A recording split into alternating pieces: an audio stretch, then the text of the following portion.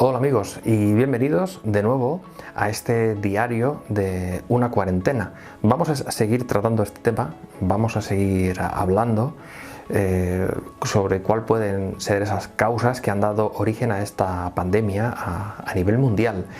Y nos vamos a centrar ahora en España, ya que estamos grabando desde aquí, y vamos a reflexionar cuál ha podido ser ese conflicto colectivo que ha afectado a España con este virus, con este miedo a la muerte.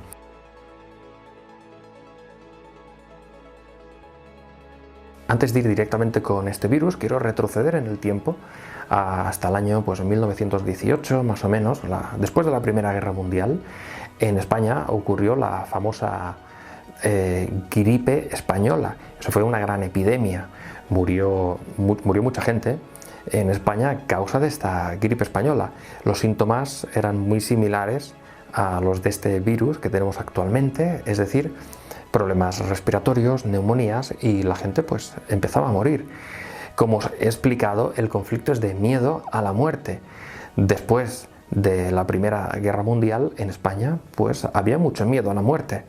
Habían muchas mujeres que no sabían si su marido regresaría a casa porque estaban en el frente, estaban luchando, estaban combatiendo. Entonces el miedo a la muerte se podía respirar en España.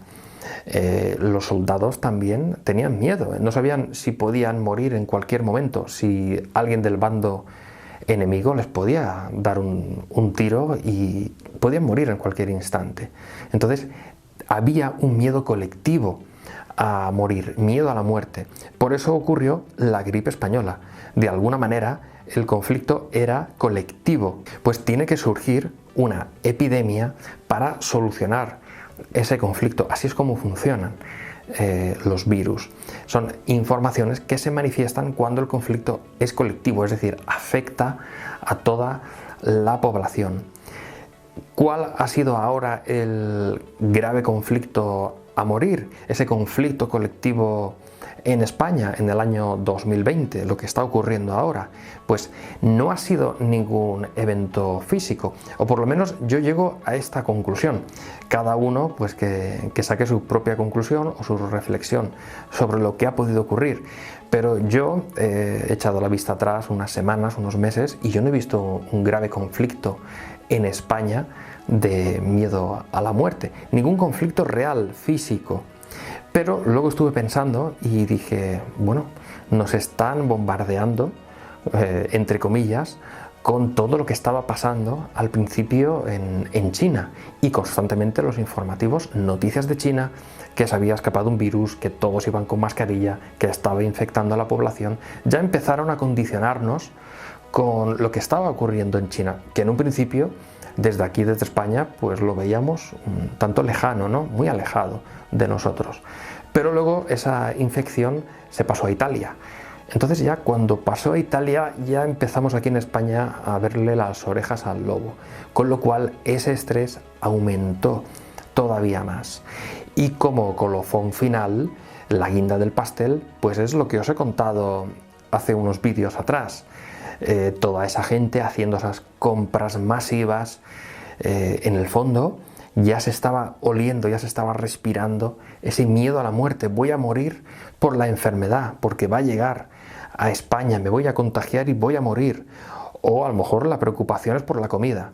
No por si me muero, pero prefiero confinarme en mi casa, quedarme encerrado en mi casa 40 días, y para ello necesito mucha comida.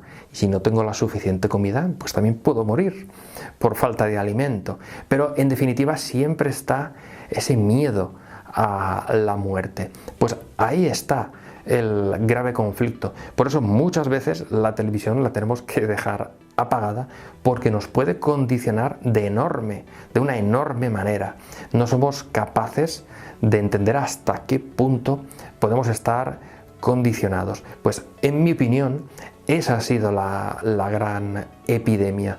La gran epidemia no ha sido el virus, sino que ha sido el miedo. Esa ha sido la verdadera gran epidemia, el miedo que hemos tenido en fruto de todos esos días y semanas atrás que nos han ido bombardeando con información constante sobre este virus, sobre su infección, sobre todas las personas que estaban falleciendo, y eso nos ha ido condicionando. Esto, pues, otro punto de vista, por lo menos esa es mi conclusión. Os la dejo ahí para que de alguna manera pues, podáis reflexionarlo también vosotros.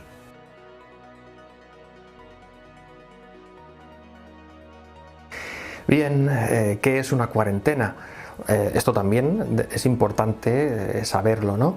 Bueno, pues una cuarentena, el número 40 es un número a efectos del inconsciente bastante importante, ¿no? En cuanto a salud y enfermedad se refiere. Si os dais cuenta, 40 son los días que estuvo Jesús en el desierto. El 40 de fiebre, una persona está ya grave cuando ya tiene 40 de fiebre. Además, un embarazo, por ejemplo. Un embarazo son 9 meses que en semanas serían entre 38 y 42. Se estipula bueno, el tiempo de un embarazo. Entonces, si es entre 38 y 42, la media serían 40 semanas. Esto es simbología, como sabéis, y además, hablando de la cuarentena, no tienen por qué ser 40 días. Se establece ese tiempo, 40 días, pero no tienen por qué ser 40 días exclusivamente.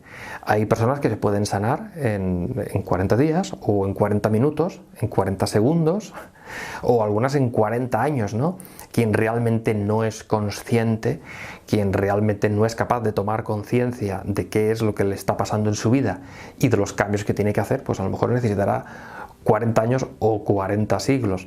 Y hay otras personas que toman conciencia al instante y se saltan la cuarentena. Entonces es en un instante uno se puede sanar. Esto también, pues, para que lo sepáis cómo funciona la cuarentena y por qué se estipula, se establece ese proceso de 40 días para sanar después de una epidemia.